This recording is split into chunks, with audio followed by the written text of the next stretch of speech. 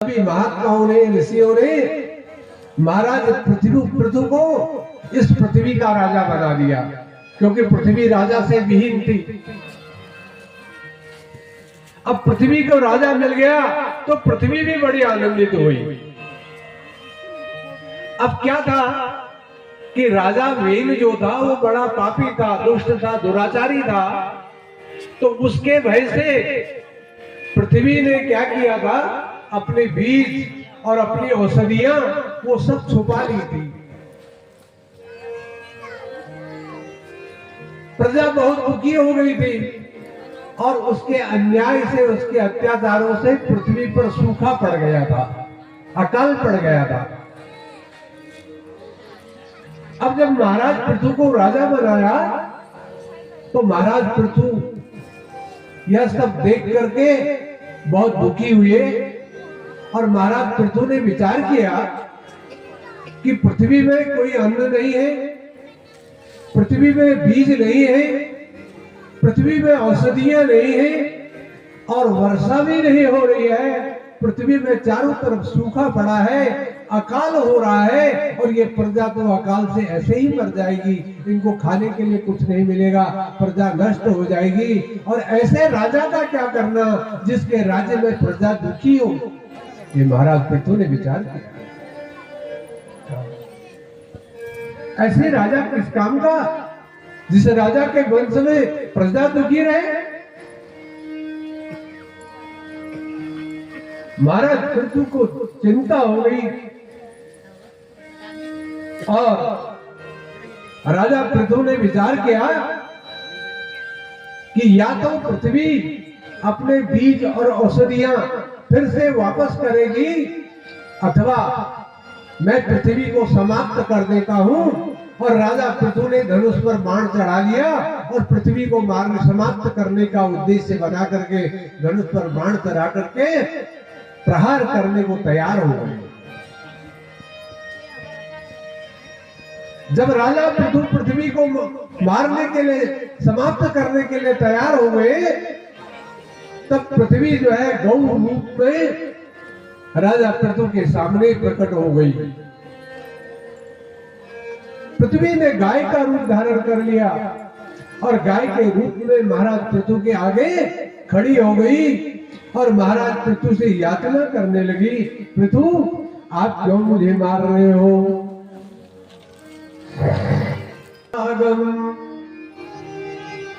धर्मज्ञापन्न वत्सला त्रायमामपि भूतानां पालने वस्थितो भवान्। प्रारंधिन मे स्त्रीषु कृतागस्त्वपि जन्तवः किमु तत्त्वद्विधा राजन् करुणा दीनवत्सला। अब पृथ्वी ने, जो गौ के रूप में पृथ्वी थी, उस पृथ्वी ने महाराज पृथु से प्रार्थना की, राजन आप यह क्या कर रहे हैं? यह आपको शोभा नहीं देता, आप मुझे समाप्त करने के लिए तैयार हैं, यह आपको शोभा नहीं देता। वाच महाभागम धर्मज्ञापन्न वत्सलः त्रायमाम वै भूतानां पालने वस्तुतो भवान्।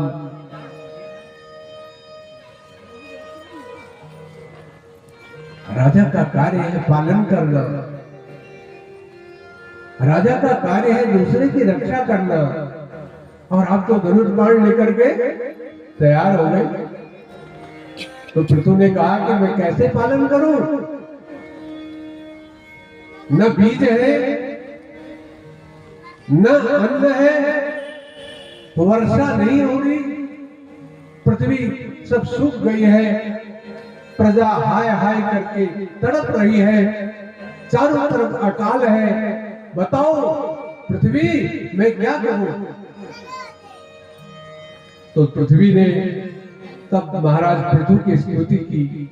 पृथ्वी गौ रूप में प्रकट हुई है, समझ गई है तो साक्षात भगवान है, तो महाराज पृथु भगवान की स्तुति करने लगे पृथ्वी कि नमः परस्मै पुरुषाय मायया विन्यस्तनाना तनवे गुणात्मने नमः स्वरूपानुभवे निर्धू द्रव्य क्रिया कारक विप्रयोर्मयी। और कह रही है नूनमता वीरुधाक्षीणा मयि कालेन भूषण भूयसा तत्र योगेन दृष्टेन भवानादातुमर्हति वत्सं कल्पय मे वीरा येनाहं वत्सलातव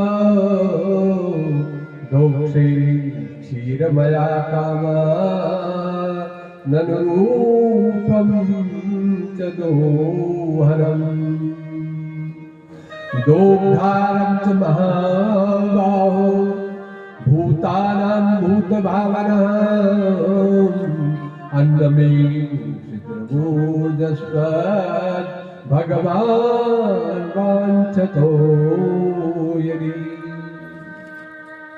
पृथ्वी ने कहा राजन बाण मारने से अकाल दूर थोड़ा ही हो जाएगा। अरे मुझे समाप्त कर दोगे क्या तुम्हारी प्रजा को अन्न मिल जाएगा? मुझे समाप्त कर दोगे क्या अकाल समाप्त हो जाएगा? क्या फिर से पृथ्वी पर ये बीज पैदा हो जाएंगे? ना राजन, आप तो साक्षात परमात्मा के अवतार हैं। आप कृपा कीजिए, मैं गौ का रूप धारण किए हूं और आप ऋषियों को, मुनियों को, देवताओं को सबको बछड़ा बनाइए और बछड़ा बना करके मुझ गौ रूपी पृथ्वी का दोहन कीजिए। दूध जैसे गौ माता का दोहा जाता है वैसे ही आप मेरा दोहन कीजिए। देखिए दोहन करने से जितनी औषधियां मैंने छुपा कर रखी हैं वो औषधियां भी प्राप्त हो जाएंगी और बीज भी पैदा हो जाएंगे। गौ माता ने, पृथ्वी माता ने कहा। तब जब पृथ्वी ने यह किया तो कहा राजन फिर मुझे समतल करके आप मेरा दोहन करो। योग्य बछड़ा होना चाहिए और दोहनी भी बहुत अच्छी होनी चाहिए, जिसमें दूध दुहा जाता हो। पात्र भी बहुत अच्छा होना चाहिए।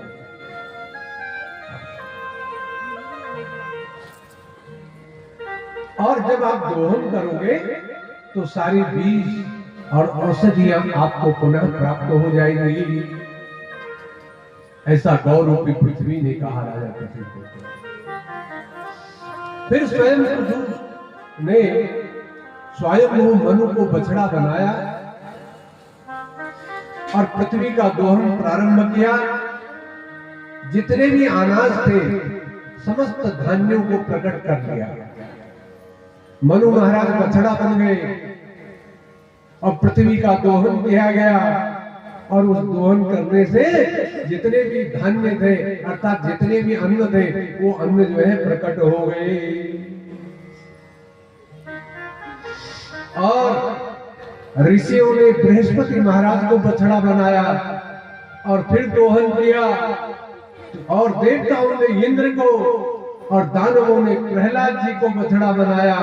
इससे अमृत आदि जितनी वस्तुएं हैं, जितनी औषधियां हैं वह भी सब प्राप्त हो गई।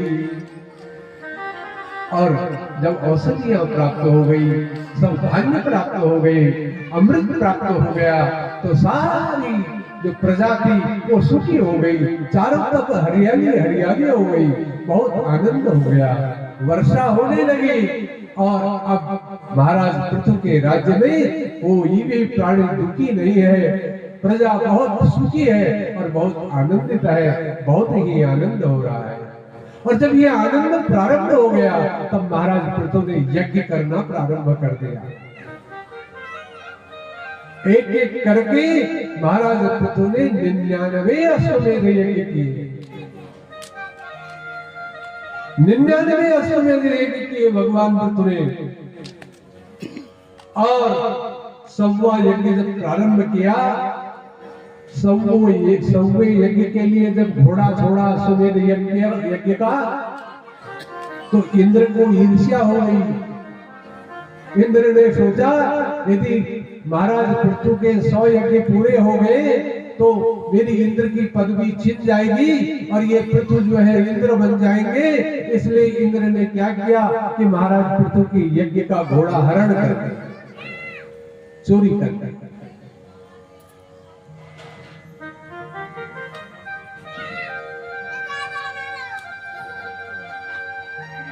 अत्रि मुनि ने उस पाखंडी इंद्र को देख लिया और अत्रि मुनि ने पृथु के पुत्र को बता दिया कि भैया तुम्हारे पिता का जो घोड़ा है वो इंद्र ने हरण कर लिया।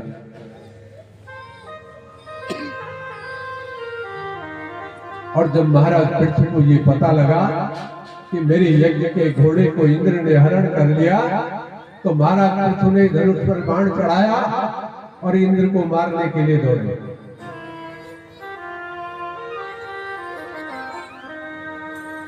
महाराज पृथु के भय से इंद्र कांपने लगा और भय से व्याकुल होकर के भगवान पृथु के भय से इंद्र ने उनका घोड़ा छोड़ दिया।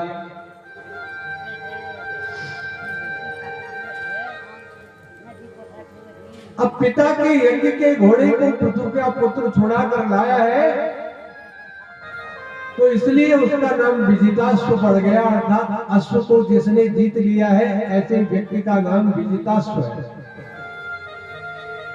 फिर देवताओं के समझाने पर महाराज पृथु ने 100वां यज्ञ करना रोक दिया।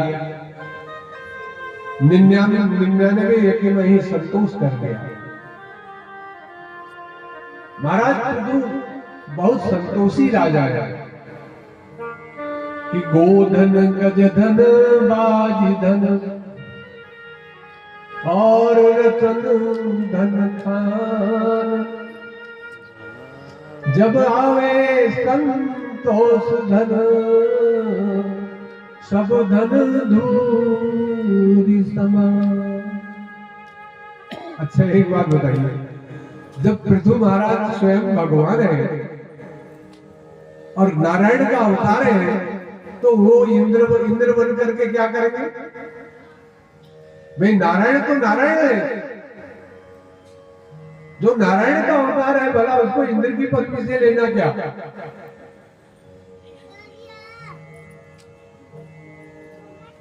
इसलिए पृथु ने 99 यज्ञ में संतोष कर दिया और संतोष से बड़ा कोई सुख नहीं है। संतोष में परम सुख है। सनकादि ऋषियों ने पृथु को उपदेश किया और महाराज पृथु ने अपना राज्य अपने पुत्र को सौंप दिया। राज्य पुत्र को सौंप करके फिर अपनी पत्नी अर्ची के साथ भगवान पृथु तपस्या करने के लिए वन में चले गए। अब देखिए, ये वर्णाश्रम व्यवस्था ये आज की व्यवस्था नहीं है। ये वर्णाश्रम व्यवस्था आज हम इसको विकृत मानने लग गए हैं, लेकिन ये वर्णाश्रम व्यवस्था प्राचीन व्यवस्था है, हमारी वैदिक व्यवस्था है। ब्राह्मण, क्षत्रिय, वैश्य, शूद्र, ब्रह्मचर्य, गृहस्थ, वानप्रस्थ, संन्यास, ये 4 आश्रम है। ब्राह्मण, क्षत्रिय, वैश्य, शूद्र ये 4 वर्ण है। ये आश्रम और वर्ण ये दोनों वर्णाश्रम व्यवस्था कहलाती है। ये वर्णाश्रम व्यवस्था आज की नहीं है, बहुत प्राचीन है, बहुत पुरानी है। वो वर्णाश्रम व्यवस्था का पालन करते हैं। स्वयं भगवान हमको ये शिक्षा देते हैं कि प्रत्येक व्यक्ति को वर्णाश्रम व्यवस्था का पालन करना चाहिए, क्योंकि भगवान ने स्वयं वर्णाश्रम व्यवस्था का पालन किया और पृथु ने अपने पुत्र को राज्य दे दिया और स्वयं वन में जाकर के भगवान का भजन करने लगे। अर्थात हमको यह ज्ञान दिया कि 25 वर्ष तक की अवस्था ब्रह्मचर्य की है, उसके पश्चात 50 वर्ष तक की अवस्था गृहस्थ की है, और फिर जो 50 से 75 वर्ष की अवस्था वो वानप्रस्थ की है, और पश्चात 75 से 100 तक की अवस्था क्या है? संन्यास की है। लेकिन जैसे जैसे युग परिवर्तन होता है वैसे वैसे अवस्था कम होती चली जाती है। हमारा 1 वर्ष ब्रह्मा जी का 1 दिन होता है।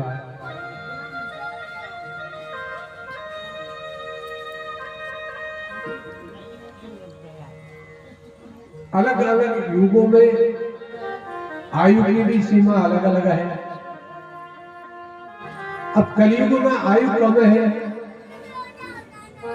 तो 20 वर्ष तक की अवस्था समझ लो ब्रह्मचर्य की है। अब हम 100 वर्ष की अवस्था कैसे माने? 80 वर्ष तक की मान लो। कोई कोई बुजुर्ग लोग यहाँ 80 के भी होंगे तो कह रहे होंगे कि हमारी उम्र को कम कर रहे हैं। नहीं, कम नहीं कर रहे। अच्छा है कि आप दीर्घजीवी हो और आप बुजुर्ग लोगों का आशीर्वाद मिलता रहेगा। आने वाली पीढ़ी भी जो है कुछ सीखे कि इन लोगों ने किस तरह का संयम किया होगा। और उन 40 वर्ष में अब 10 वर्ष खेलने में चले गए, 10 वर्ष गृहस्थ में चले गए। अब जैसे जैसे वो वानप्रस्थ की ओर जाता है तब तक उसकी जो जिम्मेदारियां होती है वो पूरी नहीं हो पाती। जिम्मेदारी हमेशा पूरी हो जाती है, लेकिन ये मन बड़ा चंचल है। चंचलम में मन प्रमाण बलभद्र, ये मन बड़ा चंचल है, कैसे तेरा भजन करूं। मन बड़ा चंचल है, कैसे तेरा भजन करूं।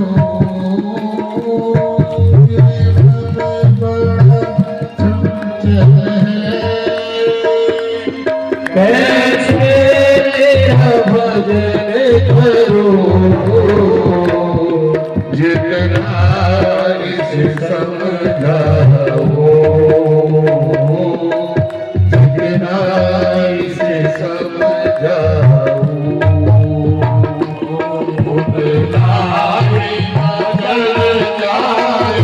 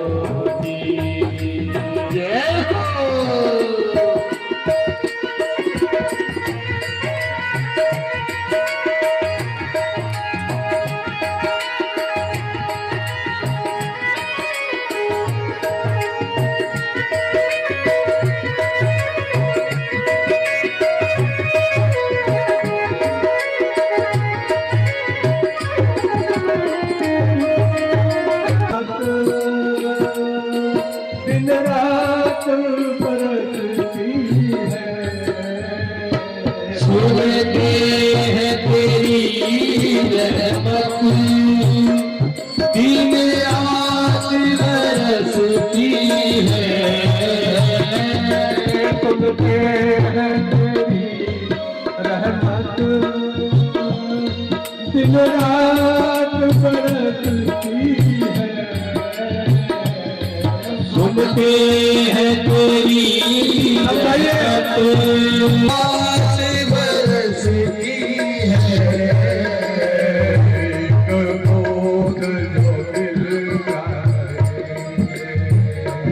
एक बूंद जो मिल जाए, मन की कली खिल जाए, तेरे चरणों की सवारी चरणों की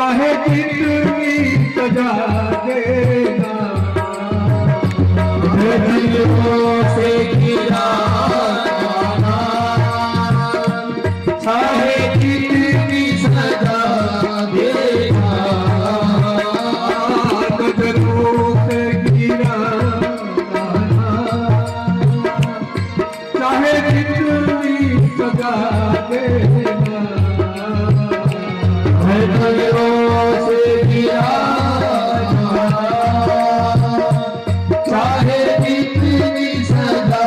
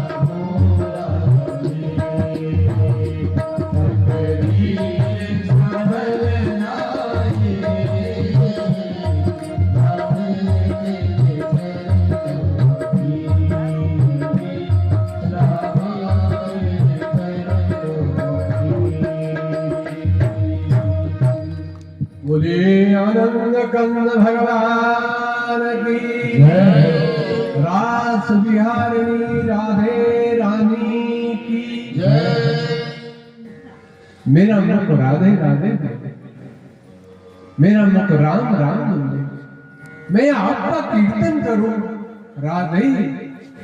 इस जीवन की बस एक तमन्ना है, तू सामने हो मेरे, मेरा दम ही निकल जाए।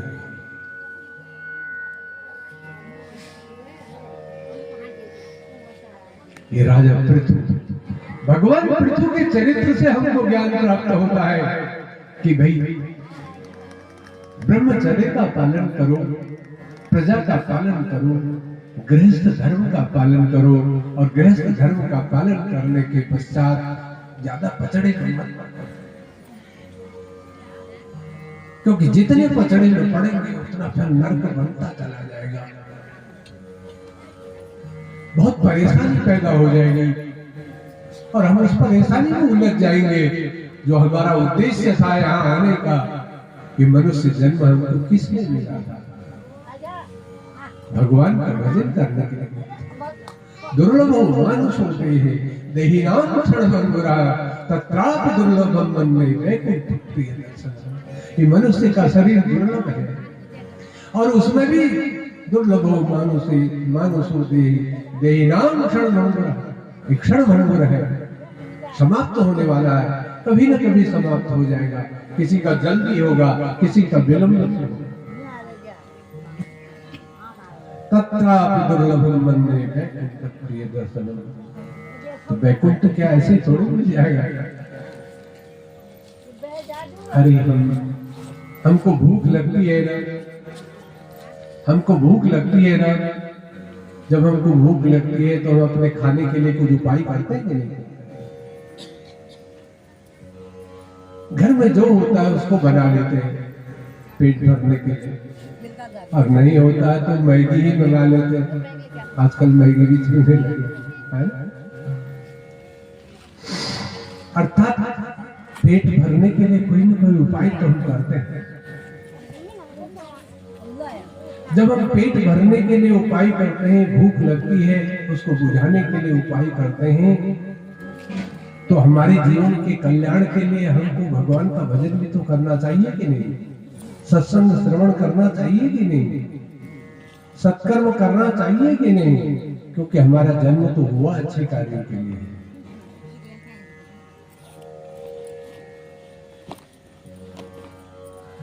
राजा पृथु के चरित्र से हमको प्राप्त हुआ कि अधिक गृहस्थ में रह के पचड़े में नहीं पड़ना चाहिए, अपनी जिम्मेदारियों का निर्वहन करते हुए फिर आगे बढ़ना चाहिए, क्योंकि जिसके लिए हमको यह देह मिली है वो काम तो हमारा हुआ नहीं, अपने कल्याण का तो हमने कुछ सोचा नहीं। और देखिए हम सोच रहे हैं हमारे पता नहीं कौन से जन्मों के पुण्य ऐसे उदय हुए हैं, ध्यान दीजिए, किसी जन्म के हमारे पुण्य उदय हुए हैं और तब हमको ये सत्संग रूपी गंगा में गोता लगाने का अवसर मिल रहा है, चाहे सुनने का अवसर मिल रहा है अथवा सुनाने का मिल रहा है। कोई न कोई जन्म के पुण्य तो उदय हुए हैं। ये प्रमाण है कि किसी न किसी जन्म के पुण्य उदय हुए हैं, तब हमको ये सत्कर्म करने का अवसर प्राप्त हो रहा है। तब हमें ज्ञान मिलता है कि अच्छा करने से अच्छा ही होता है और बुरा करने से बुरा ही होता है। ध्यान दीजिए, मेरे 100 पुत्र क्यों मारे गए और मैं जन्म से अंधा क्यों हुआ? तो भगवान ने कहा कि धृतराष्ट्र, यह एक जन्म का नहीं, ये अनेक जन्म जन्मांतरों का होता है। अनेक जन्म जन्मांतरों के पुण्य उदय होते हैं, तब जीव सत्कर्म करता है, और जब पाप उदय होते हैं तो फिर उसको दंड भोगना पड़ता है। अवश्य में भोक्तव्यम कृतम कर्म शुभाशुभम, अपने द्वारा किए गए शुभ और अशुभ कर्मों का फल तो अवश्य ही भोगना पड़ता है। धृतराष्ट्र ने कहा प्रभु तो फिर कौन सा कर्म ऐसा है कि जिसकी वजह से मेरे 100 पुत्र मर गए और मैं जन्म से अंधा हो गया। कहा राजन एक जन्म आपका ऐसा था, उस जन्म में आप राजकुमार थे, वन में शिकार खेलने के लिए चले गए, धनुष बाण हाथ में था, अनेक वन्य पशुओं का शिकार किया और उसके बाद आपने देखा कि वहां चिड़ियों ने घोंसले लगाए, घोंसले, चिड़ियों के घोंसलों को आपने देखा और चिड़ियों के घोंसलों को देख करके आपने जो छोटे छोटे चूजे उस घोंसलों के अंदर बढ़ रहे थे, उन छोटे से छोटे चिड़िया के बच्चों की आंखों में एक लकड़ी की तीली से प्रहार किया था, उनकी आंखें फोड़ दी थी। अर्थात संसार में आने से पहले तुमने उनको अंधा कर दिया था। और एक दो को नहीं राजन, 100 चिड़िया के बच्चों को आपने अंधा कर दिया और वो चिड़िया के बच्चे आंखें फूटने से तड़प तड़प करके मर गए। इसलिए राजन तुम्हारे 100 पुत्र मर गए और उन आंखें फोड़ने की वजह से तुम जन्म से अंधे हो। हमारे शास्त्र कहते हैं, हमारी गीता कह रही है, भगवान कृष्ण कह रहे हैं कि अवश्य में भुक्तव्यम कृतम कर्म शुभाशुभम, अपने किए हुए कर्मों को अवश्य ही भोगना पड़ता है, चाहे किसी भी जन्म में हो। अब अवश्य हमारे किसी जन्म के कर्म अच्छे होंगे तो हमको यहाँ सत्संग सुनने का अथवा सुनाने का अवसर प्राप्त हो रहा है। अभी भगवान की कोई साधारण कृपा तो नहीं कहनी चाहिए, बहुत बड़ी कृपा है भगवान की है कि देखो ये 7 दिन स्वर्णाक्षरों में लिखे जाएंगे हमारे जीवन में। इसीलिए मैं बोलता हूं कि आप लोग कथा में आते हैं, बातें नहीं कीजिए, क्योंकि पता नहीं भगवान की क्या कृपा है कि हमको सत्संग में जाने का अवसर प्राप्त हुआ है, सत्संग सुनने का अवसर प्राप्त हुआ है। तब यहां आकर के हमको समय व्यर्थ नहीं करना चाहिए। क्यों? क्योंकि यदि हम कथा में व्यवधान करेंगे तो निश्चित हम पाप के भागी होंगे। श्रीमद् भागवत जी में महाराज सुखदेव जी भागवत जी के 3 श्रोताओं के बारे में वर्णन करना। 3 प्रकार के श्रोता है भागवत जी के, ध्यान दीजिए। 3 प्रकार के श्रोता जो है भागवत जी में बताया सुखदेव जी महाराज ने। एक श्रोता होते हैं जो उत्तम कोटि के होते हैं और मध्यम कोटि के श्रोता होते हैं जो कथा के बीच में झपकी लेना शुरू कर देते हैं, वो मध्यम कोटि के होते हैं। उत्तम कोटि के कौन होते हैं? श्रोता। और मध्यम कोटि के कौन होते हैं? श्रोता। और अधम कोटि के जो श्रोता होते हैं वो क्या होते हैं? वो सरोता होते हैं। सरोता, सरोता काटने का काम करता है। अब हमको उत्तम कोटि का बनना है, मध्यम का बनना है या अधम का बनना है, ये निर्णय भी हमको लेना है।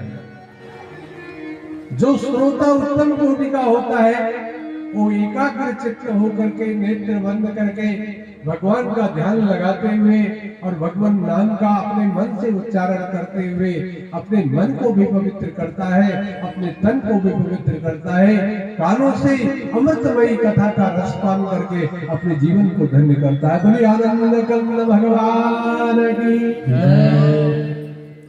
ये उत्तम कोटि का श्रोता। दूसरा, कथा सुनने के लिए तो आए पर बीच बीच में निद्रा देवी आकर के व्यवधान कर दी। कथा व्यास जी सुना रहे हैं और वो कथा की जगह व्यथा में खो गए और व्यथा में खो करके नींद आने लग गई। बीच में जब जोर से तबले की चटक लगाई हमारे बालक ने, झट से झटके से एकदम जाग गए। अरे बाप रे, मैं कहा, वो मध्यम श्रोता है, मध्यम, लेकिन थोड़ा बहुत तो फिर भी उसका लगाव तो कहीं होता है।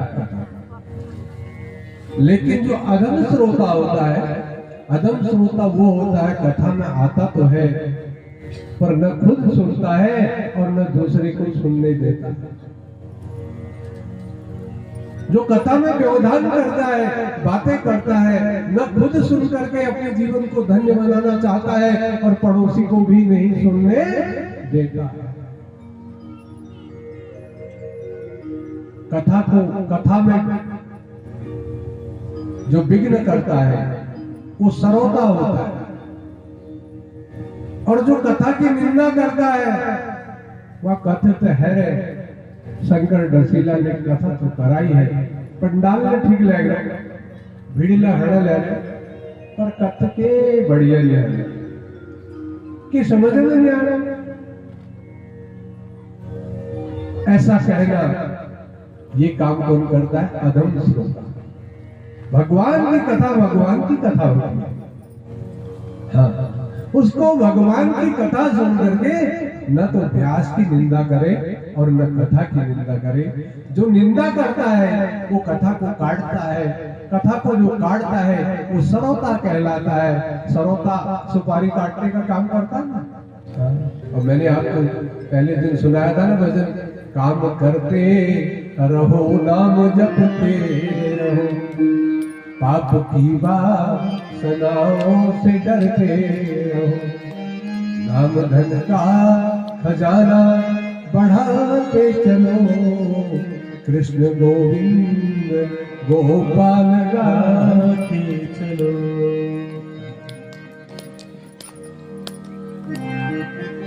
विक्रेतु कामा